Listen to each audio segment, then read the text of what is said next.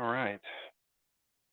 Thank you for everyone who took the time out of their day to join.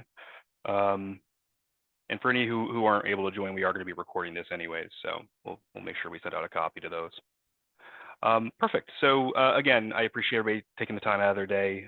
With the launch of Ballot Bliss and its popularity so far, we've been hosting an educational series of webinars aimed at providing insight into some of the most common types of community association related voting scenarios.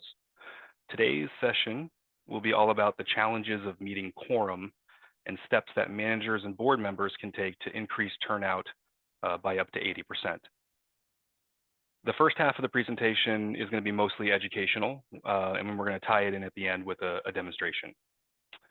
This is a webinar, so your mics will be muted, but please feel free to drop any questions you have into the Q&A section of the meeting in Zoom, and I will be circling back at the end to answer those questions. We're also doing a few polls during the presentation. We would appreciate your feedback. That's kind of how we drive future development of our software. So, you know, we do encourage you to participate if you feel that it would help. On that note, before I jump in, for any who are unfamiliar with Ballot Bliss, our vision is to help organizations make the transition to e-voting effortlessly through our simple and secure online voting platform. We were founded in 2024, but we're partnered with a company called Polera Software, which is a well-known association management software that's been in the industry for 16 years. And on top of that, we're also part of various organizations like CAI, ECHO in California, CACAM, and a number of other industry-specific organizations.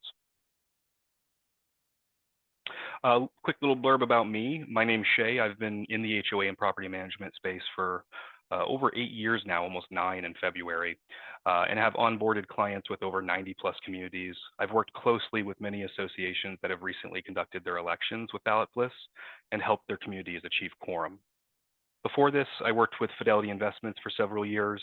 It also happens that our CEO and our lead developer were with Fidelity for over 10 years prior to launching their company. So we do bring a lot of enterprise level mentality to everything that we build in our systems. So, but that's enough about me. What does it mean to reach quorum? So when we talk about associations reaching quorum, what does that really mean?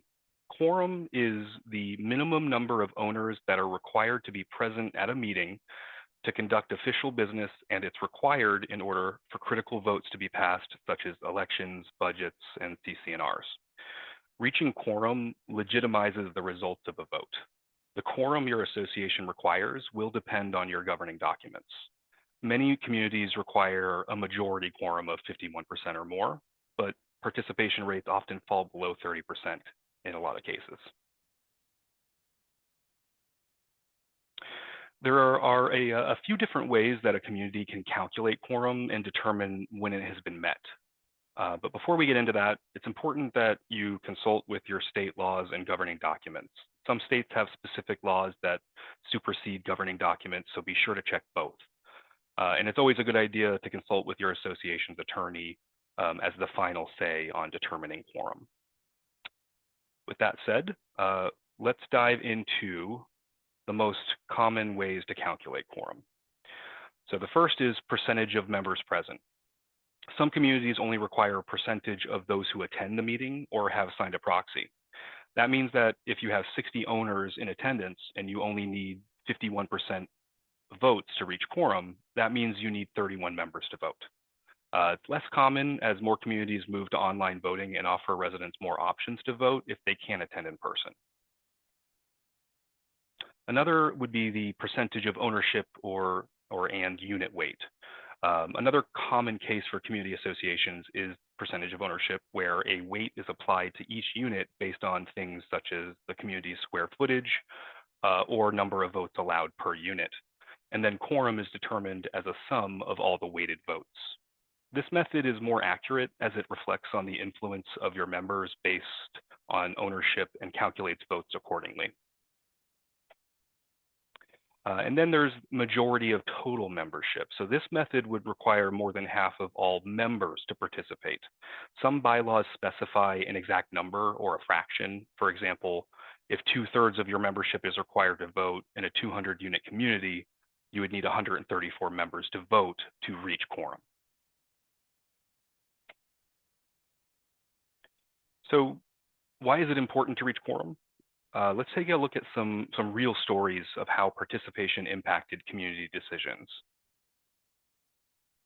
Quorum is essential because it enables residents to have a fair representation in critical decisions that impact their quality of life. Take the example of one community in Indiana. One HOA's failure to reach the required 700 vote quorum didn't stop their board from declaring victory anyway. When frustrated residents discovered their community was being run by what they termed as a shadow board, elected without proper authority, they took legal action. The lawsuit exposed how corners were cut during the hasty election, cascading into years of questionable authority. Some residents faced unexpected bills running into thousands to rectify years of improper governance. This only underscores the importance of reaching quorum. In this scenario, outcomes could not be legitimized because there wasn't any fair representation.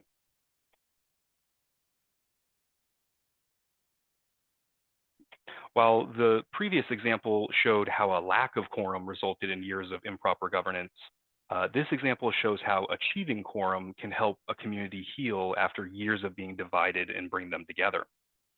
After several years, one of the largest communities in Arizona prioritized financial accountability in its recent election when cash assets dropped by $1 million in the past 3 years. This generated a lot of renewed interest in residents wanting to vote and demand change in the community's election that would previously only generate a 10% turnout. 9 candidates vied for 3 open seats. The incumbent president placed a distant 4th, while one of the critics of the current board, who decided to run, ended up winning the position. So this shows how sufficient voter participation can bring about positive change for a community.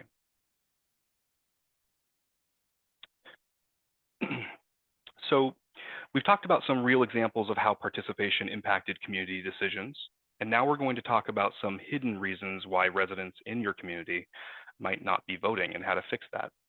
But first, I would like to take just a quick pause and, as I mentioned earlier, get a quick pulse on things if you guys don't mind. I'm just going to open up a poll. And the poll is, what is the biggest reason your community isn't reaching quorum? I'm going to give everybody about 15 to 20 seconds. If you wouldn't mind, again, this greatly helps us with future development.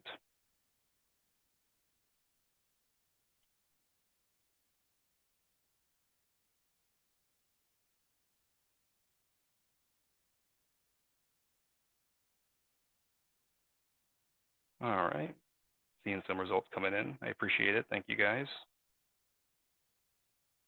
We'll give it about another 10 seconds here.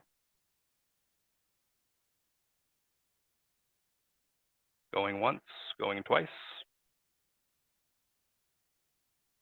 Okay, perfect. So great. Oh, there's still a few more coming in here. We'll give you guys another few seconds. Thank you.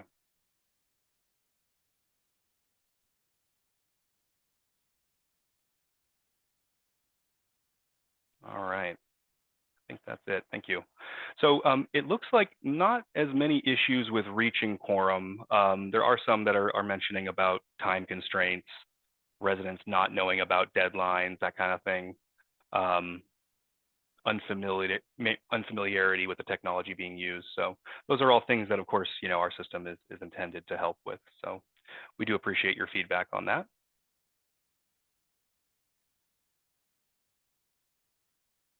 Oh, I forgot to put this up on the screen. I apologize. All right, so next we're going to talk about the following barriers to reaching quorum. It's important to remember that residents aren't voting because they don't want to. So then why do these participation gaps exist in the first place? One reason could be feeling their vote doesn't matter. Residents often feel like their vote won't matter if policies aren't being improved or finances aren't being managed well. But when you multiply one resident who feels that way by 60 others, quorum suddenly becomes much harder to reach. Another reason could be toxic meeting atmosphere. A hostile meeting atmosphere can drive away the most reasonable voices, leaving decisions to a small group of people. It can also make people feel uncomfortable about giving their real honest opinions. After all, who wants to have an awkward conversation at the mailbox? Another reason could be inconvenient voting methods. So residents have busy lives, and it's important to meet them where they are. Think about working families, frequent travelers, and part-time residents. They're not uninvolved. They are paying members of the community, but are often left out by having only one way to vote, by paper or in person. Or I guess that's two ways to vote. But one of our clients, Princeton Greens, actually increased participation by 80% when they started giving their residents a way to vote electronically.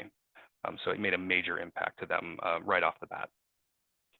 Another reason could be lack of information. So residents can't participate if they don't know a vote is happening, if they aren't getting messages or reminders, or if they don't know what the vote is about. Simply making sure they know those things can go a long way. And then finally, poor ballot design. So poor ballot design and clarity of questions almost always confuse residents at the ballot. If they're confused, they're likely to walk away without casting their vote. Or if they do cast their vote, they could make a mistake and select the wrong answer, ultimately leading to a dissatisfying and frustrating experience. So now that we've covered the main barriers to residents voting, let's talk about some practical strategies you can implement right away to increase engagement. They're going to help make managers and boards' lives easier, not just during voting, but year-round. And the first would be to build trust through transparency. So resident apathy often stems from feeling unheard rather than genuine disinterest. As a manager or board, it's important that you show that their voices matter through consistent action, not just during the voting season. Regular surveys help you understand what residents actually care about, things like parking issues, amenity hours, or maintenance priorities. When you act on their feedback and clearly communicate those changes, residents see the direct connection between their input and community improvements. It's also important to communicate how community decisions affect residents' daily lives and property values. When you build trust over time, you can transform skeptical homeowners into active participants who show up for the big important decisions like budget approvals and board elections. A contentious meeting environment can often stem from a difference of opinion, lack of a meeting structure, and not enough communication between the manager, board, and residents. The key is to provide residents with a safe environment where they feel comfortable giving honest feedback, free from the fear of neighborhood drama or board retaliation.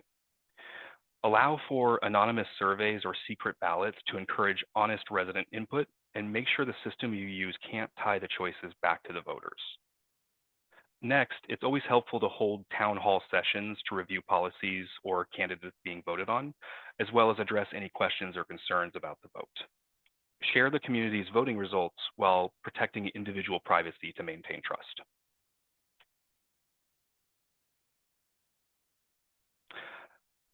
So another is providing an easy and secure access to the voting module. So inconvenient voting methods such as holding an election on one day or having paper-only votes can be restrictive for busy residents, especially those with long hours or who are traveling.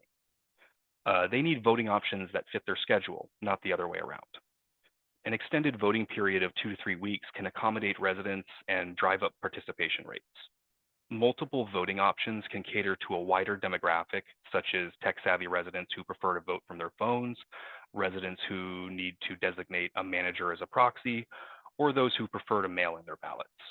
No matter what way residents choose to vote, make it easy and secure by providing a personalized URL and access code.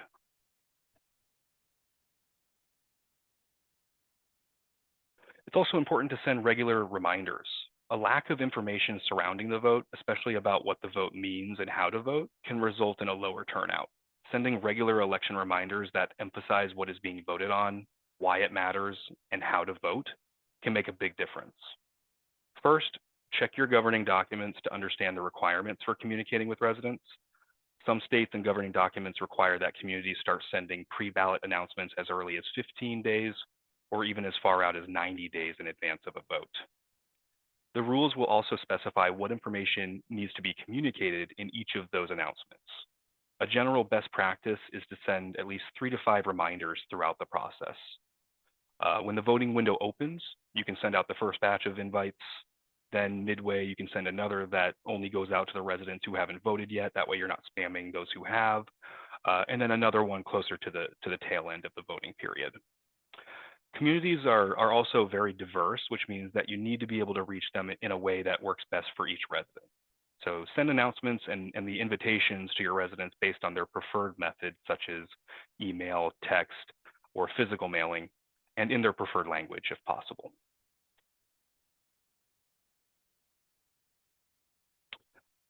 As we mentioned earlier, a ballot that has a poor design or lacks clarity in the questions can cause residents to turn away. A user-friendly ballot design is proven to make voting easier for residents with varying levels of community involvement.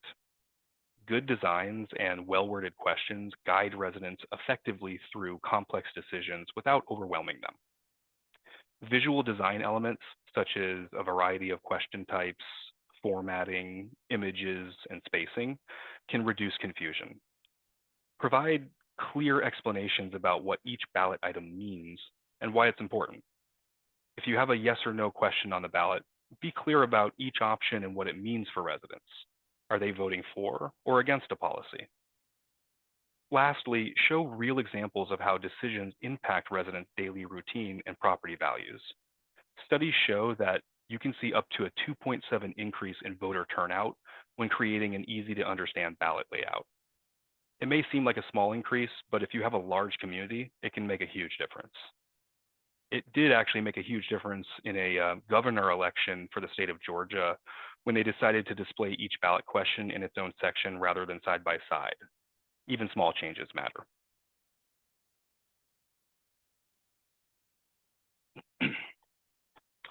All right, so here's a bonus tip that you could start using today, even if your election is sometime next year.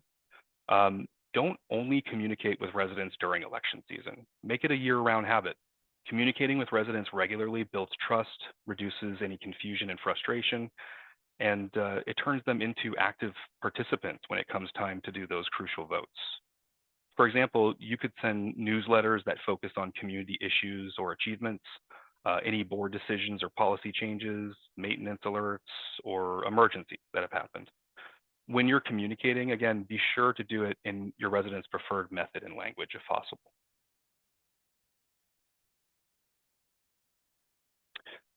So now let's talk about how you could increase engagement by up to 80% and achieve quorum using modern technology.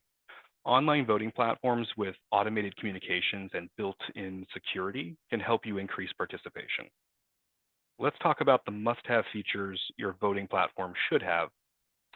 But before we begin, I would like to just pause one more time and ask everyone if they would be so kind to answer a quick poll for us. Again, this is helpful for us because it helps drive our development of the system. And I am launching that now. Give everybody about 15 to 20 seconds if they wouldn't mind.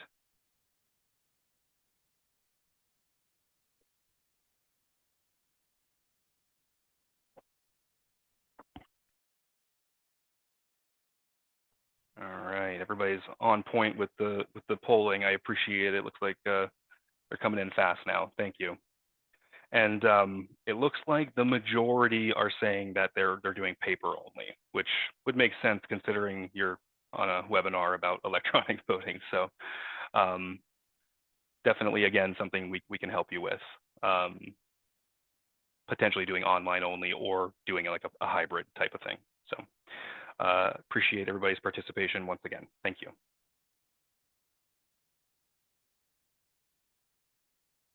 All right. Okay. So some things that you can do to make things easier for residents is first, you could make your ballots truly secret. So what I'm going to do is this is the portion where I'll hop over to our platform and actually show you guys some examples in our system. But offer your residents complete secrecy and give them peace of mind. With secret ballots, not even we as the developer of the software can actually go back and link individuals back to their specific choices. And so I'm just going to hop out of the demo here and over to our application. So this is our fictitious Cherry Hill community that we use for all of our demonstrations. And I'm looking at this as the view of an administrator, whoever would be presumably using the system to conduct their voting for their community online. And below I have some examples here to show you guys. I'm going to use this one as our example. The first thing is the settings area. And this is where things like the secrecy setting is put into place. Let me just pull it up here. So basically what this does is this will make sure that as soon as the vote is cast by the resident, it does disconnect who voted from what they voted for, again, even as us as the developers. And not a lot of our competitors I'm aware of are making it so that it's truly secret where they couldn't go back themselves.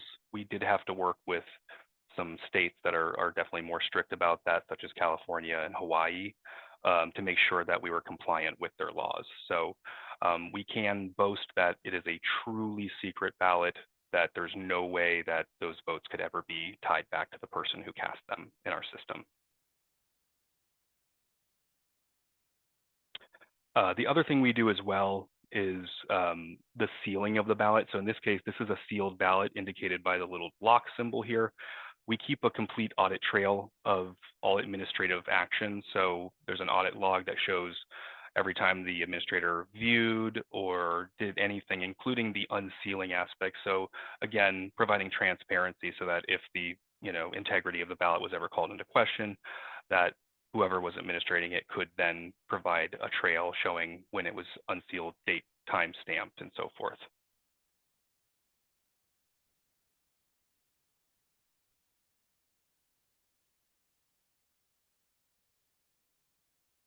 All right. So you also want to choose a platform that offers a smart and flexible ballot design. Flexible formatting options let you create ballots that actually make sense to residents and eliminate any confusion. Different question types accommodate various decision scenarios, while strategic use of links provides deeper context to those who want it. So for example, again, hopping back over to the ballot we were just looking at, if I bring up our ballot builder section, this is where the actual voting form is created. We have a preview of one that we created for the sake of the example. And you can see it's very clean. You can have images with links to separate bios. Below is the actual election. In this case, a budget approval was also included in that. And then if I go back into the edit area just to show you how this was created, this one is what we call a formatted text component, which lets you drop in all that kind of stuff that you might want to add to the ballot form, such as images or links and such. And then below here is our election with the images, and then there is the election question, which you can see is very flexible. You can put minimum and maximum if you have more than one seat being voted on. If you have a need to have write-in fields included in there. We also support cumulative voting for communities that have that need. And you can make any field required so that they have to answer it in order to submit the form. That way you're not getting blank submissions.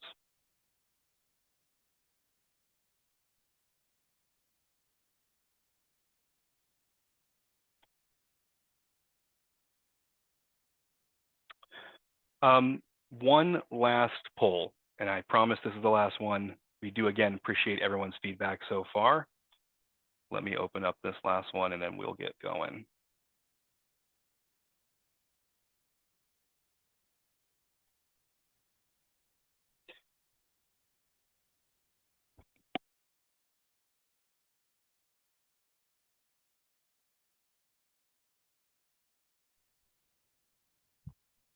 All right, loving the participation, everyone. Thank you.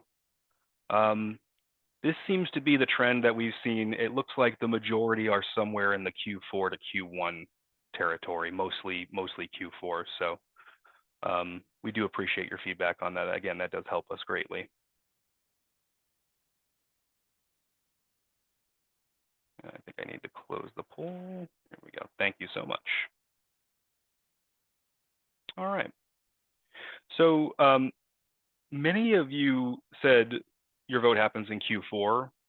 Your governing documents will specify how far in advance you need to start communicating with residents.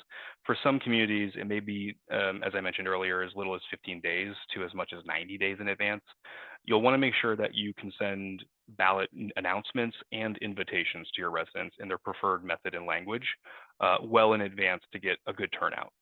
And we're going to show you how you can do that in Ballot Bliss.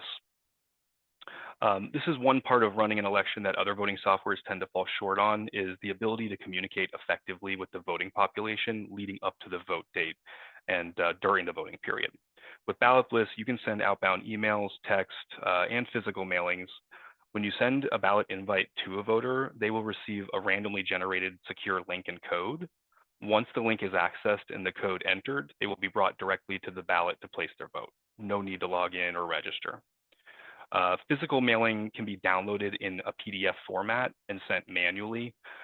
Those also contain the instructions for how to place their vote electronically. We also track all the outbound communications from our system, so you can see if the emails were delivered, opened, bounced, or as well as if the text was delivered successfully or not. And I'll show you guys a quick example of that. All right. So using this one as the example, let's just say that we set up the settings how we want it. We got the form all set up the way we want it. Now we want to go live with it. So I'm going to go back to my list of ballots. And in this case, the ballot is already active, but this would be how I can actually activate it in the system. And then I'm going to navigate over to our communications area to send an announcement. Now, I mentioned that we support both pre-post ballot notifications as well as the invitations themselves. And this is how it works. So the standard message would be for your pre or post ballot notifications. This does not contain the voting link and code. So it can just be sent as a regular message, again, depending on how early your governing documents say that you might need to do that. And then the ballot invite is the one that contains the actual voting link. And you notice that when I select that, it brings up my list of active ballots. Here's our example that we were using. The system will automatically default to only sending to those who haven't voted yet. Again, so as you're continuing to hopefully, try to generate more engagement with reminders, you're not spamming those who have already placed their vote. Another thing to note here is that all the settings that I set in the ballot itself carried over to the announcement. So again, I won't send this to people that shouldn't receive it, things like that. Now, as I mentioned, we support email and text for the voting links. The physical mail will just be a letter that contains the link and tells them to go online to do it through a device. I can also add in extra information on that message, so a subject line, an extra message on the text, email, or the physical mailing that goes out. And just to show you what the actual link looks like, I do have an example over here. So here you can see the subject line that I put, vote now. It is branded to the community. So again, the hope with the branding is that it creates a more authentic feel for the resident so that they assume it's legitimate. And then here's our code. What happens is when they select this link, it'll bring them to a page where this will be filled out, and then it'll ask them to put that last 4 in, and then it brings them directly to the ballot to vote.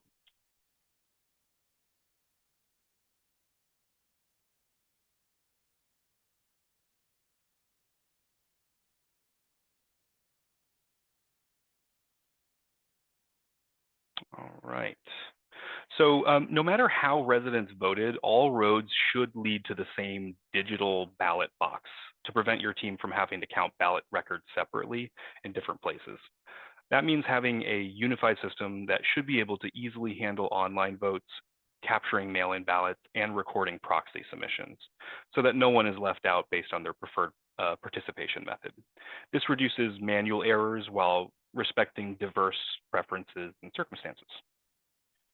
And I will once again show you guys a quick example of what I'm talking about here. So if we go back into our community, into the ballot admin area, another thing that managers have access to, or admins, whoever's administrating the ballot would have access to, is our participation area. And so anytime leading up to the end of the vote, they can go here and see who has and hasn't voted. Again, in this particular case, it's secret, so I can't tie who voted to what they voted for, but I can at least see that they have or haven't voted, pull reports if needed, and so forth. Now, the part about having everything in one place is accommodated by this manual add function. And the idea here is that if you are able to, and again, for secret ballots, it not as easy to do, but for anything else that's not secret, you would have the ability as an administrator to go and manually add a vote on behalf of a resident, either if it's for the need of a proxy or for recording physical ballots that are being, sent in for the meeting as well.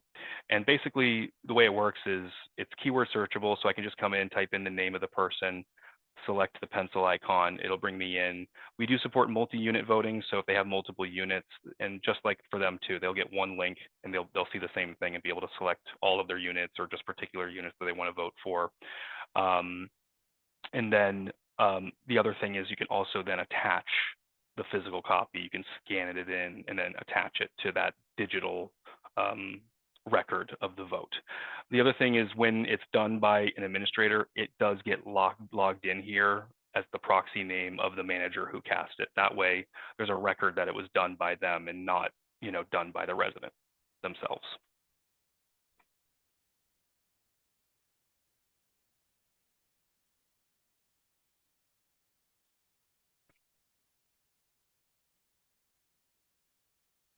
So online voting platforms with real-time quorum tracking keeps the community informed about participation progress without revealing individual voting choices.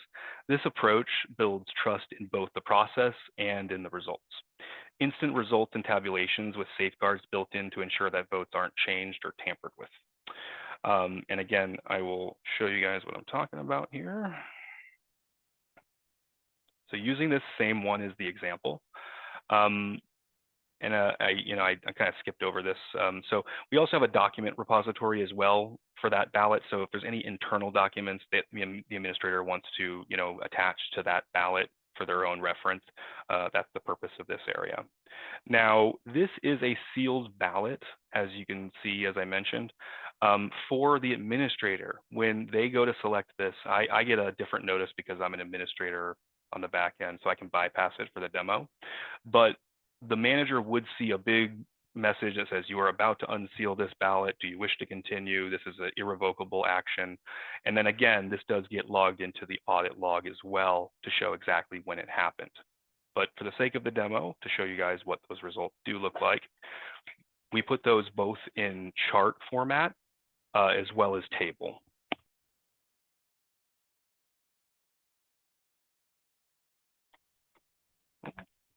Apologize, I had a little skip there. In the table. So the table, as you can see in this case, because it's secret, only shows the result, not, again, who cast the vote. It's automatically redacted.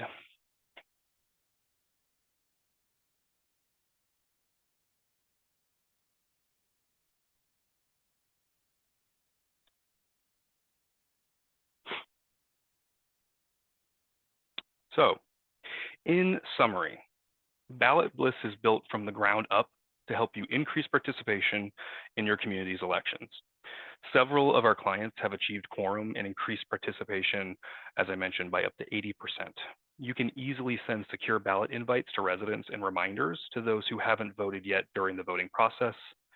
You can implement truly secret ballots, which again, disconnects voters from their choices, so not even we could go back and see who voted for what.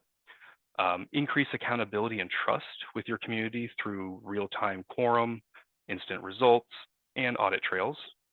Capture all votes, online proxies, and mail-in ballots in one place.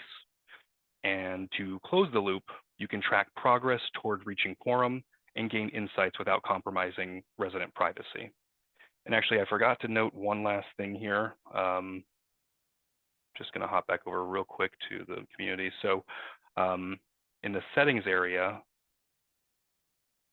a couple things I didn't mention before is we also have these different user types. So our system, again, can be used for the official stuff like elections and amendments and so forth for owners and board members, but you could also open this up to, other occupants or tenants if you want to use us for like surveys, polls, that kind of thing.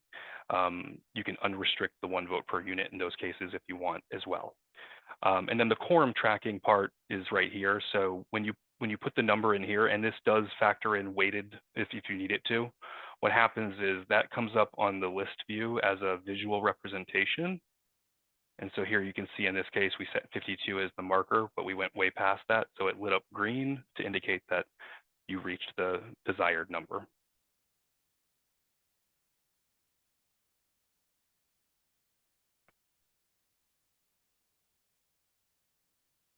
And of course, the hope being that the result of this should be hopefully happy customers, right? So having the additional option of being able to place their votes remotely, as in the situation of someone who maybe doesn't live at their unit year-round, makes this a powerful solution. This is a more recent testimonial from a client with First Service after we helped their association reach quorum for the first time, basically since the community was created like over 20 years ago. To help their community increase participation, they used the charts in the ballot area to regularly show progress to the board. They sent daily reminders to their residents to vote, along with the ability for them to extend the voting window, which our system does allow you to do. So if a vote doesn't, reach quorum in the desired amount of time, you could push the date back. And as a result, they were able to successfully achieve quorum on 9 amendments. They passed 9 out of the 10 amendments they were trying to pass through our system. And one of those, ironically, was to reduce the percentage needed for them to pass future amendments. So they also made their lives easier for the future in doing so. So it was a very successful turnout. Here's another testimonial from one of our clients that's been using our voting now for a few years. And they're the ones that we're referring to that had an 80% turnout on their last election due to the convenience of having it online. So another successful situation there. And as I mentioned at the beginning, one of our best qualities is providing excellent customer service. In a recent survey to our clients, they rewarded us with a 98% overall satisfaction rating. So to any of our clients that are in attendance, we love you. Thank you. So if you are interested in learning more or discussing Ballot Bliss further with a specialist, we do encourage you to schedule a one-on-one session. We will be providing a $25 gift card as a thank you for scheduling and attending a demo, a follow-up demo or call. And this link right here, so the ballotbliss.com, and this is actually up on our website too. So if you go to ballotbliss.com, it's right up there, that big button there will get you in to schedule a demo.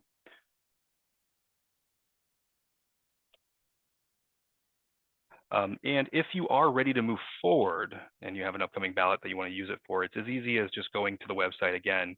On our pricing is available up on our website. So if you go to ballotbliss.com/pricing, is based on how many voters. So you just select how many voters or units, so to speak, that you're going to be needing. And then we have 2 options that you can sign up for, either a single election or ballot, or an unlimited annual option as well.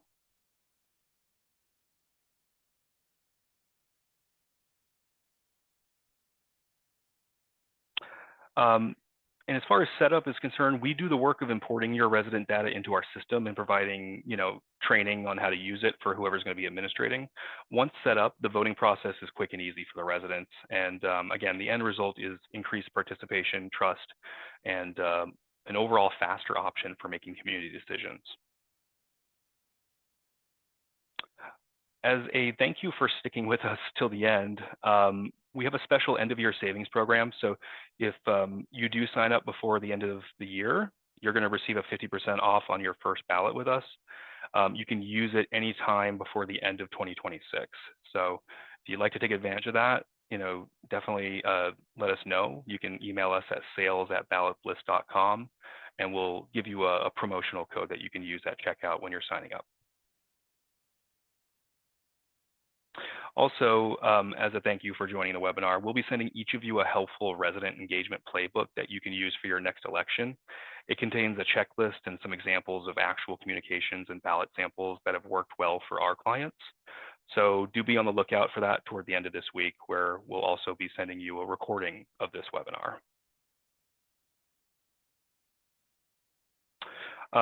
Also, Ballot Bliss is continually adding new features and improving our existing functionality to improve our clients' experience and make voting easier for everyone. In the past few months, we have released several new features. I just wanted to go over them with you guys so you're aware. One thing that we didn't do previously and just launched is the ability to support secret weighted ballots, which allow you to track voting progress and calculate results through unit weights while maintaining resident privacy. This new feature is going to be especially helpful for communities in states such as California or Florida that need to assign a percentage of ownership to units and still need their votes to be kept secret. We also now support advanced write-ins for multiple choice questions, such as with elections.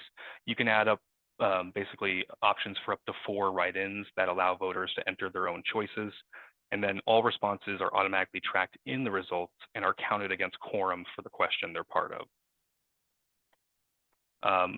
We've also enhanced branding. So it used to be something that we had to do for you, but now there's a way for you to go and add your own logo and color schemes, as well as the name of the email as far as where it's coming from for customization purposes. And finally, we've strengthened our communications capabilities so that now you can send ballot invites in your members' preferred method and language. The language translation wasn't something that we offered before as part of those ballot invitations. And we have several new features that are being developed in the pipeline, so do stay tuned and join us for future webinars as we share more. At this point, and I appreciate everybody sticking around, I am going to look at the Q&A and answer as many questions as I can here, so bear with me.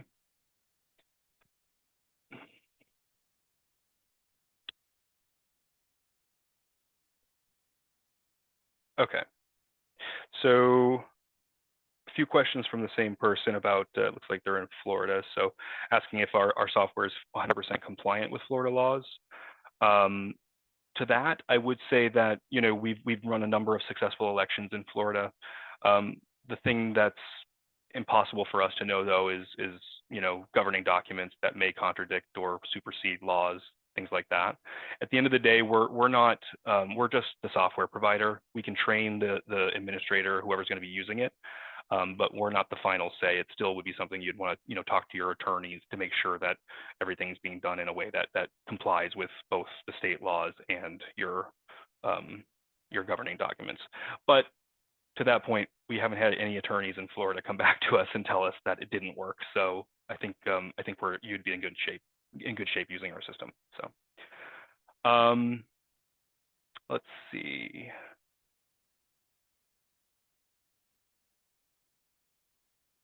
E-voting, so they say e-voting was used 2023 through 2025. New management presents they do not have the time and it is expensive. How does a unit owner address this?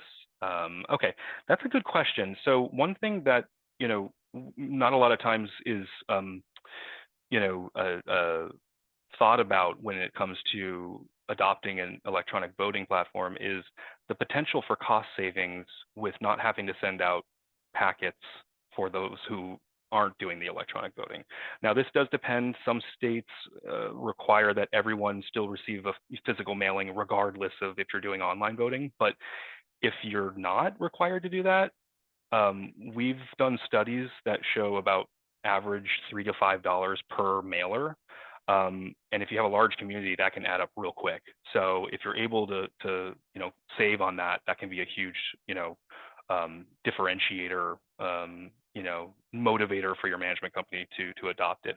Also, as you saw, our system is extremely user-friendly. We haven't really had many issues with people not being able to figure it out. So the whole time that it takes is not as daunting as I think most would expect. All right, we got a few more questions here. I do want to be respectful of everybody's time. Choices. Okay, someone asked, how can a voter change his or her vote before the end of the election? So that is a multifaceted question, because if it's not secret, our system does have a back end where the administrator can revoke someone's vote and then send them another invite to do it over. But for a secret ballot, again, in order to protect the integrity, it is locked in the second the vote is cast. There's no way for it to be revoked.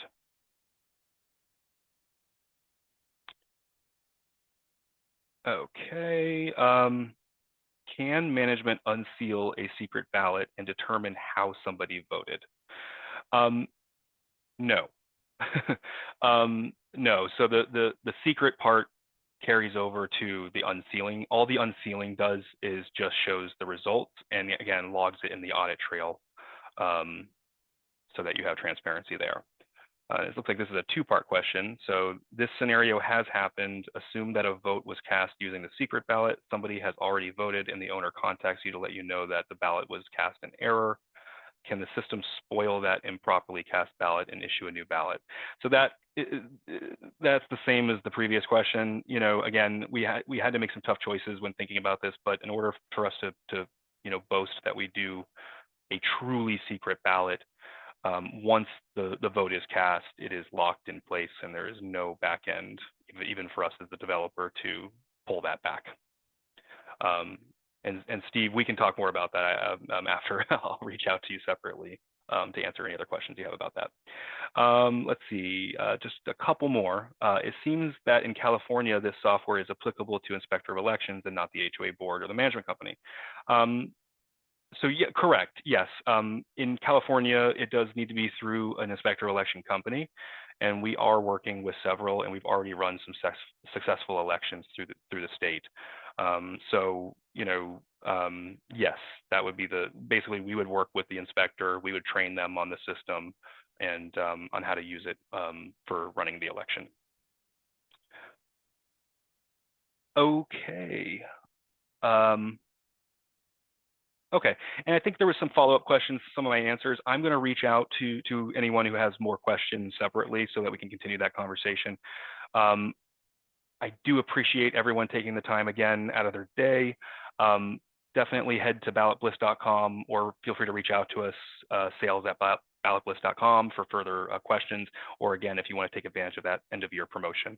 Thanks everyone again. Hope you guys have a great rest of your week. Take care.